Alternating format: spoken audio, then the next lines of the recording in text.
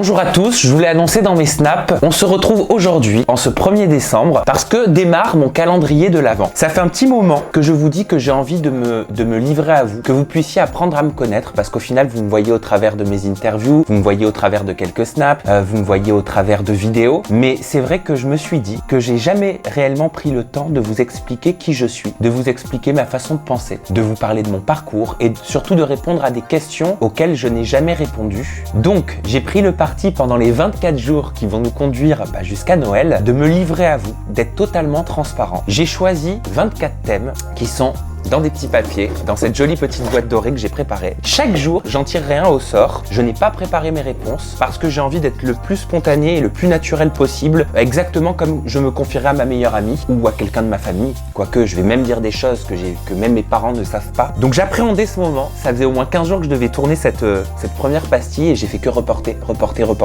parce que j'ai peur de me livrer. Ça me fait peur de me livrer, ça me fait peur de dire ce que je pense. Je vous comprendrai peut-être pourquoi au fil de tous ces jours qui nous amèneront jusqu'à Noël. Et aujourd'hui, je vais tirer un premier papier en ce 1er décembre. On va voir, je vais découvrir avec vous ce qui va se passer. Je vous l'ai dit, plein de papiers, vert, rouge. Tag 50 questions perso. Alors, première question. Qu'est-ce que tu portes comme vêtements en ce moment? Je porte un t-shirt de la marque Moschino. Je pense que vous l'avez compris. J'adore la marque Moschino. J'adore ça. J'adore leur t-shirt. Et là, c'est le t-shirt bondage de leur collection. Donc, bien évidemment, je n'ai pas des vrais harnais. C'est un effet trompe-l'œil. As-tu déjà eu une rupture horrible? Alors, je vais revenir de toute façon dans ce calendrier de l'Avent sur ma vie amoureuse. Et vous allez voir, il y a de quoi raconter, il y a de quoi faire. Donc, je vais pas me lancer dans quelque chose de rocambolesque en termes d'explication. Mais oui, j'ai déjà vécu une rupture horrible. Je pense que les ruptures, c'est rare. De toute façon, quand une rupture, elle se passe bien. Généralement, de la haine à l'amour, il y a qu'un seul pas. Donc oui, j'ai vécu une rupture horrible il y a 5 ans. Et je vous raconterai tout ça dans le calendrier de l'Avent. Quelle est ta taille? Je mesure 1m86. Alors tout le monde, tous les gens qui me croisent dans la rue, vous êtes nombreux à me dire « Ah, je t'imaginais plus petit, mais t'es vachement grand en fait. » Oui, 1m86 c'est grand, mais c'est vrai que moi j'avais l'impression de paraître grand en vidéo, mais apparemment tout le monde pense que je suis beaucoup plus petit. Donc non, je fais 1m86. Quel est ton poids? Ah, la question qui fâche. Alors j'ai pris beaucoup de poids, ça aussi je vais vous en parler dans le calendrier de l'Avent plus en profondeur parce que j'ai un passif avec la nourriture et avec le poids. Vous apprendrez ça très bientôt dans une prochaine vidéo. Mon poids actuel, j'ai pris 7 kilos, vous le savez, je fais que le répéter, je fais 79 kilos. D'habitude mon poids de croisière c'est 71, 72. Donc là, je suis en plein régime, je crois que j'en ai déjà perdu 2-3 parce que je me sens dégonflé, mais je me suis pas encore pesé parce que je veux me peser qu'une fois par semaine pour pas devenir dingue.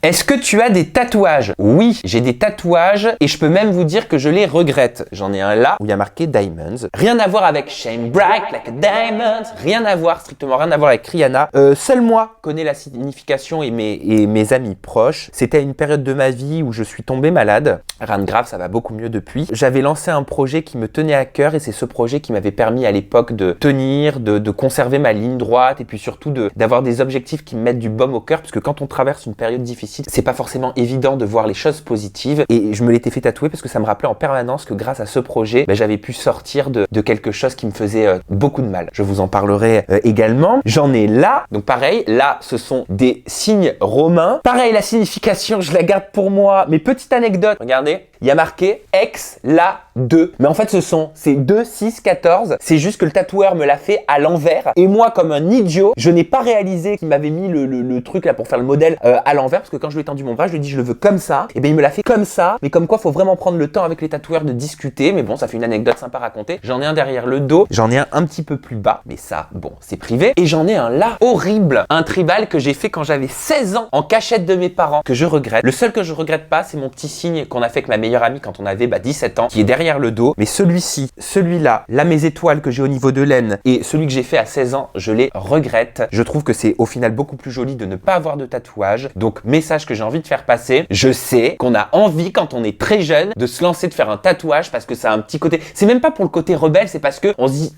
on aime ça. Voilà. Mais faut réfléchir parce que moi aussi je kiffais ça. Moi aussi j'étais persuadé de jamais les regretter et aujourd'hui je les regrette.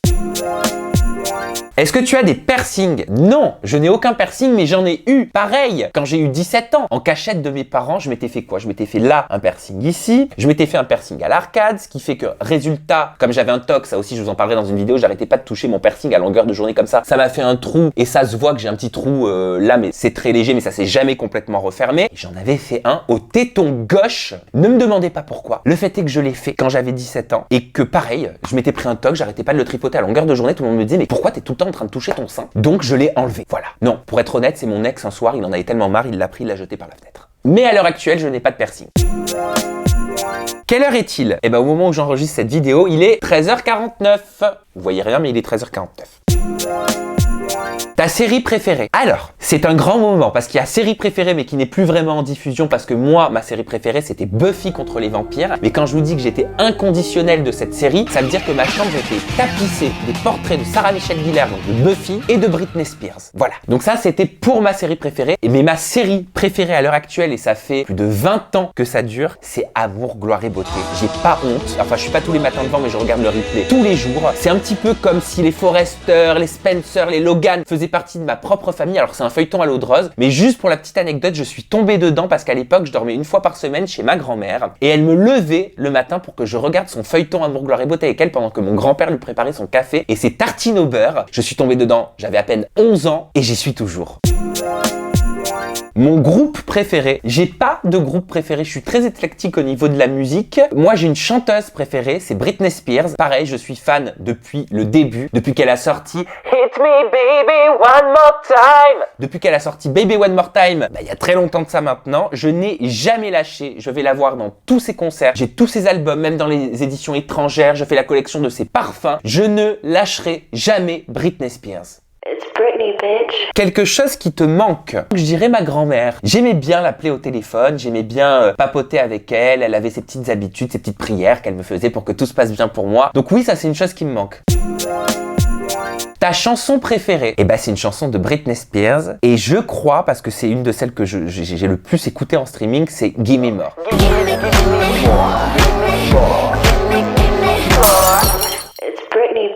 Quel âge as-tu? J'ai 27 ans. Ton signe du zodiaque? Je suis Verseau. Je suis né le 6 février.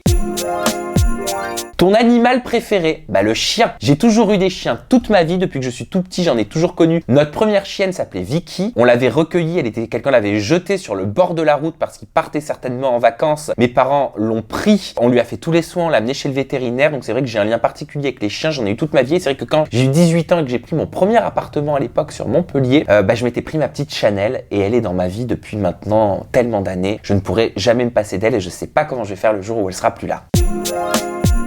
Qualité que tu recherches, c'est ton partenaire qui puisse me supporter. Ça aussi, je vais vous en parler dans une vidéo sur mes relations amoureuses. Mais oui, qui puisse me supporter parce que c'est vrai que je suis pas facile, surtout depuis que j'ai commencé cette activité YouTube. Je vous en parlerai aussi dans une vidéo parce que j'ai fait un burn-out l'année dernière. J'ai prévu un sujet là-dessus. Donc ouais, je suis quelqu'un de très stressé, très angoissé. J'essaie de pas le montrer. Mais c'est très dur en fait quand on est très stressé et très angoissé en permanence. Et j'ai la chance d'avoir quelqu'un dans ma vie qui sait gérer ça, qui me comprend et qui m'apaise.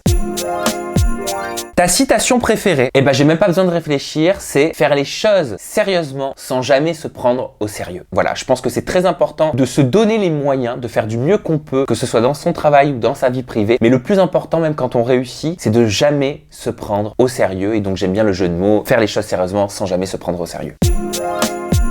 Acteur favori? Bah alors ce sera une actrice pour moi et ce sera Meryl Streep. J'ai tous ses films depuis son premier en DVD. C'est une femme qui me fait rêver. C'est une femme qui me communique des émotions pas croyables et qu'elle soit dans un rôle comique, qu'elle soit dans un rôle dramatique, qu'elle soit dans un rôle horrifique, elle est extraordinaire et je pense, pour moi en tout cas, que c'est la plus grande actrice que le monde du cinéma ait connue.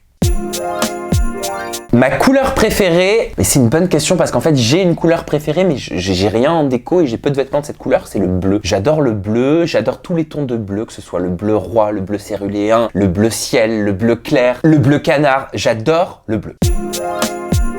Où vas-tu quand tu es triste? Bah je reste chez moi, quand je suis triste, je me fous sur mon canapé, je rumine, je cogite, je chiale, je m'exprime, j'appelle ma meilleure amie, je communique mes malheurs, j'en parle à ma mère. Voilà ce que je fais quand je suis triste.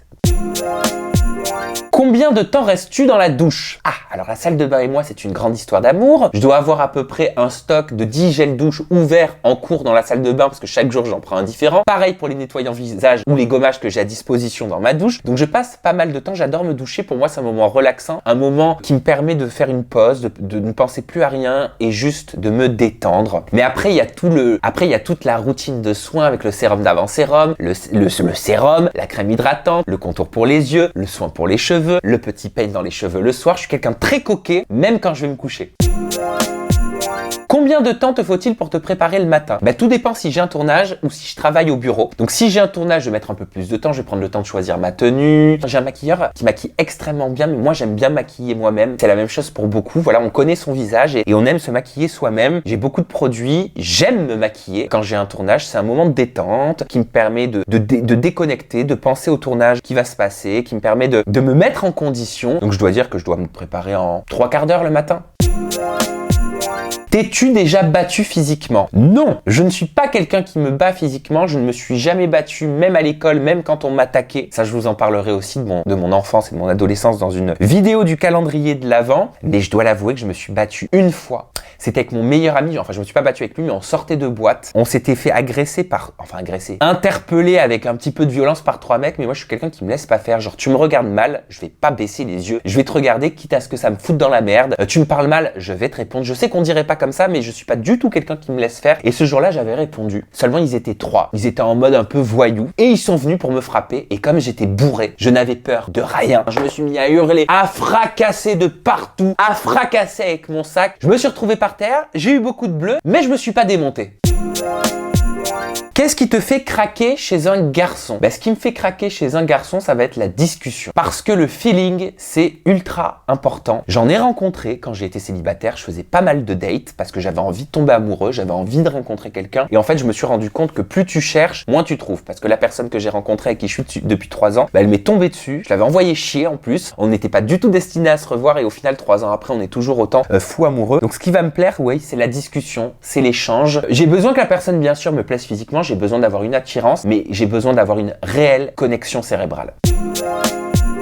Qu'est-ce qui peut te déplaire complètement chez un garçon? La stupidité. À contrario, le manque de discussion. Quelqu'un qui va pas savoir quoi me dire, quelqu'un qui va être maladroit, quelqu'un qui va parler que de lui, quelqu'un qui va me parler que de ses problèmes, quelqu'un qui a toujours des problèmes. Il y a beaucoup de gens comme ça. Et moi, je dois dire que ça me saoule, quoi. J'écoute et puis quand je faisais des dates comme ça, j'avais hâte que ça se termine. Je trouvais toujours un prétexte. Bon, je dois y aller.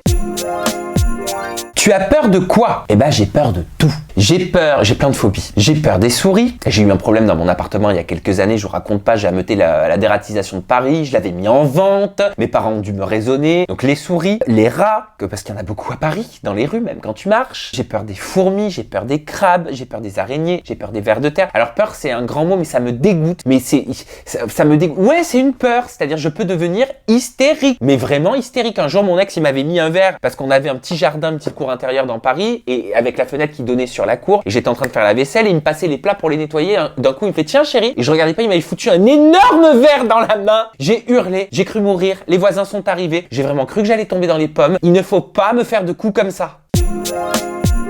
Dernière chose qui t'a fait pleurer, le stress par rapport à mon travail. Je vous en parlerai, je vous l'ai dit, mais je suis quelqu'un de très stressé. Et quand j'ai l'impression de plus gérer, quand j'ai l'impression d'avoir trop de travail, trop d'interviews, quand je suis déçu de moi, je peux pleurer. Je peux pleurer parce que j'accorde énormément d'importance à mon travail, parce qu'au-delà d'être un travail, c'est une passion qui m'anime depuis que je suis tout petit, depuis que j'ai 3-4 ans. Et je suis très dur envers moi-même, peut-être un petit peu trop dur, trop exigeant. Et si vous voulez, je suis ma propre victime et mon propre bourreau, c'est-à-dire je vais m'infliger des choses moi-même, je vais me punir, m'auto-punir quelque part moi-même. Et oui, ça peut me faire pleurer. Et la dernière fois, c'était la semaine dernière que j'ai l'impression de pas réussir quelque chose ou alors que j'allais pas y arriver et donc j'ai pleuré. Dernière fois que tu as dit aimer quelqu'un, il y a juste avant que je commence cette vidéo, mon mec m'a laissé pour que je puisse tourner toute cette série de vidéos et je lui ai dit je t'aime et vivement ce soir, j'ai hâte qu'on se retrouve.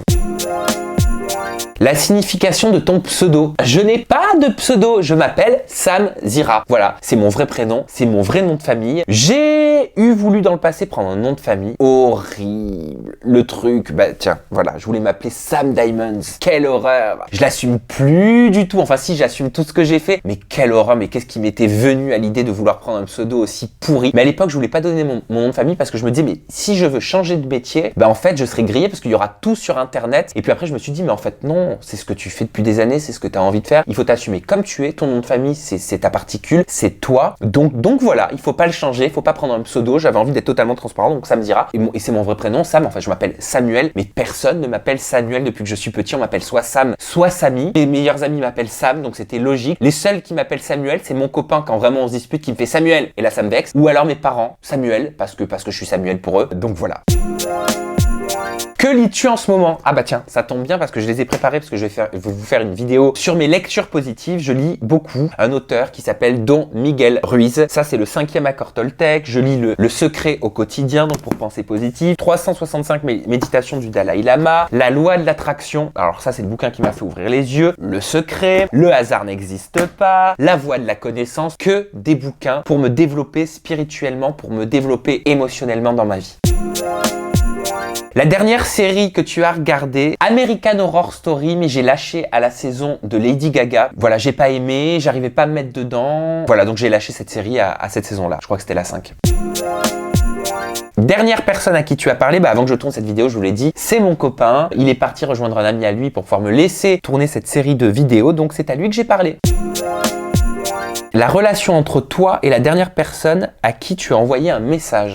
Alors, je vais regarder tout de suite puisque j'ai toujours mon portable à portée de main. Donc, je vais dans les textos. Et donc, c'est Julien Bastida parce qu'il devait m'envoyer une vidéo que je dois sortir tous les samedis dans le cadre de Secret Story. Et je me suis levé exprès à 8h30 pour pouvoir faire le titrage. Et je lui ai dit, coucou Julien, je me suis levé depuis 8h30 exprès pour la vidéo. Je n'ai rien reçu. Pourquoi? Et donc, il me répond, tu vas recevoir l'intégrale dans 15 minutes. Et Julien Bastida, c'est mon caméraman et réalisateur dans toute intimité avec qui je travaille depuis maintenant 3 ans, mais je le connais depuis 5 parce qu'au-delà d'être mon caméraman, c'est un ami. Nourriture préférée. Alors en ce moment c'est compliqué parce que je suis au régime, donc je mange pas forcément ce qui me ferait plaisir. Alors il y a ma nourriture préférée pour être en bonne santé, c'est-à-dire la nourriture, l'alimentation que entre guillemets je m'impose, mais qui est saine. Ça va être protéines, légumes, laitage à base de lait de soja. Mais après j'ai un petit péché mignon. C'est pas bien du tout parce que c'est ultra industriel. Avec mon mec, on adore Pizza Hut, on adore la cheesy crust avec tout le fromage bien gras et bien calorique qui coule dans la pâte et dans le gosier. Rien que d'en parler, ça me fait baver.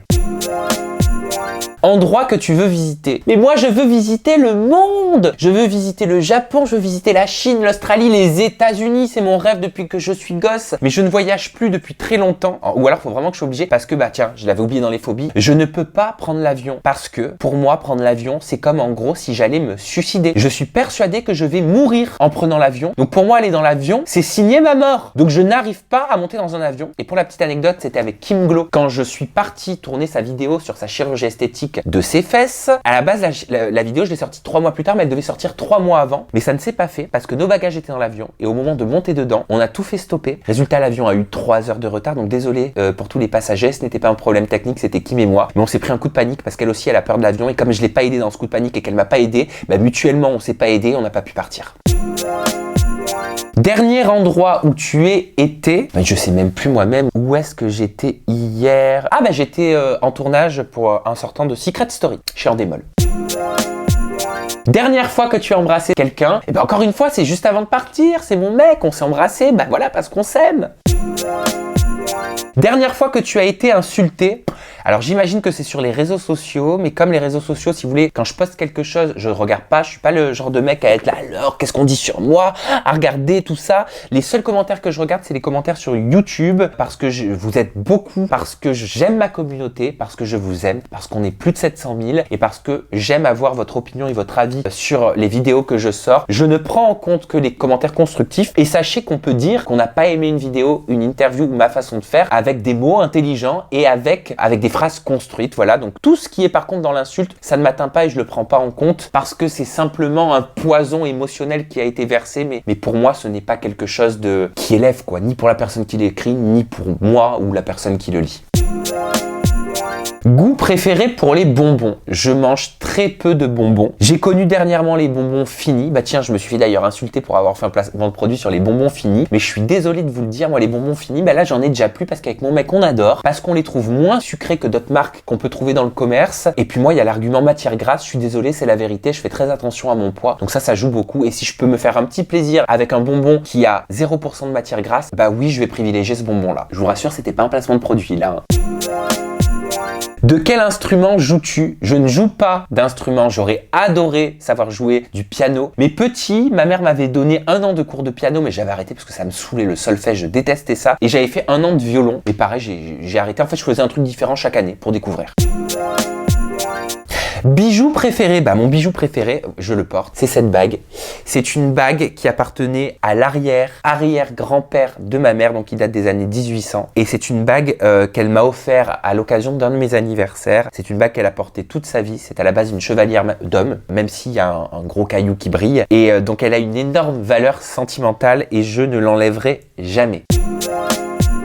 Dernier sport auquel tu as participé. Alors le sport et moi, c'est une grande histoire. Au collège, j'avais réussi à me faire dispenser à l'année. En fait, j'ai été dispensé de la 4e jusqu'à la terminale. J'ai pas fait le bac là, le sport. J'avais pris option art plastique renforcé à la place et anglais renforcé à la place. J'avais beaucoup de mal à faire du sport parce que petit, je n'aimais pas les jeux collectifs. J'étais très solitaire, très introverti. Je vous le raconterai dans une vidéo. Tout l'opposé d'aujourd'hui, très renfermé sur moi-même. J'avais un peu peur des autres, peur du regard des autres. Et donc le sport, c'était pour moi le moment horrible, le moment dans lequel t'es jugé, dans lequel tu te fais insulter parce que t'es nul, parce que t'aimes pas le foot. Et puis moi, j'aimais pas tout ça. J'étais plus dans les jeux, féminins. J'aimais être avec. Je préférais la présence des filles que la présence des garçons parce que je me retrouvais pas dans les jeux des garçons. Je les trouvais, je vais être honnête, je les trouvais bêtes. Je les trouvais un peu stupides. Je trouvais que ça jouait beaucoup à se bagarrer. Moi, j'étais pas ça. J'étais pas du tout violent. Je ne comprenais pas ces jeux-là. Mais je vais pas m'éterniser parce que je vous le raconterai en détail dans une autre vidéo.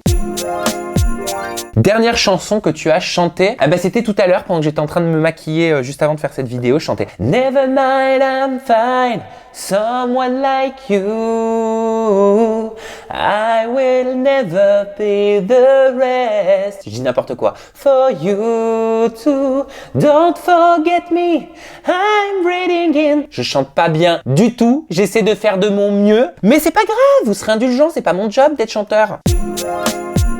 Phrase préférée pour draguer. Je n'en ai pas. Je ne drague pas. Je n'ai jamais dragué de ma vie. On m'a toujours dragué. Je n'ai jamais osé draguer. Et même quand quelqu'un me plaisait, alors c'était encore plus dur pour moi parce que c'était un garçon et c'était très dur de me l'admettre à la base, surtout quand j'avais 18 ans. Donc là, j'étais censé draguer, mais pareil, je vous le raconterai dans une autre vidéo. Je pouvais pas draguer. J'étais tétanisé. Donc non, je ne drague pas. Je n'ai jamais dragué.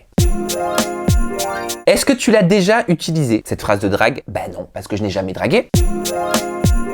Dernière fois que tu es sorti, dernière fois que c'est bon, je viens de comprendre, c'est le temps que ça monte au cerveau, c'était pour sortir ma petite chaîne Chanel, comme tous les matins, comme tous les jours à 16h, et comme tous les soirs à 22, 23h, mais ça, alors on sait pas, on se partage, moi je fais le matin et l'après-midi, et mon mec fait le soir, voilà. Et je crois que j'en ai squeezé une, mais je sais plus laquelle, donc tant pis, ça fera 49 questions personnelles, désolé. Et la dernière question, c'est qui devrait ensuite répondre à ces questions? Je savais pas qu'il fallait lancer un défi. À qui vais-je lancer ce défi? Grand moment de solitude. Tiens, pourquoi pas ma copine Adixia. Un jour où je serai avec elle, je lui ferai les 50 questions perso. Bon, écoutez, c'était la première vidéo du calendrier de l'Avent. Je suis content d'avoir commencé avec celle-ci parce qu'au moins ça permet d'avoir balayé de nombreux sujets. Vous savez à peu près ce qui vous attend dans les autres vidéos. Je vous l'ai dit, je vais me confier, je vais me livrer à 100%, sans masque. Ça va être dur parce que c'est très dur pour moi de dire ce que je pense, de me confier parce que je suis quelqu'un d'assez discret et puis surtout d'assez pudique au niveau de ma vie personnelle. Mais je vais jouer le jeu. Je vais le faire parce que vous me posez énormément de questions et j'ai tout simplement envie de vous répondre. Je vous donne rendez-vous demain pour ouvrir ensemble la seconde case de mon calendrier de l'Avent. À demain, je vous love.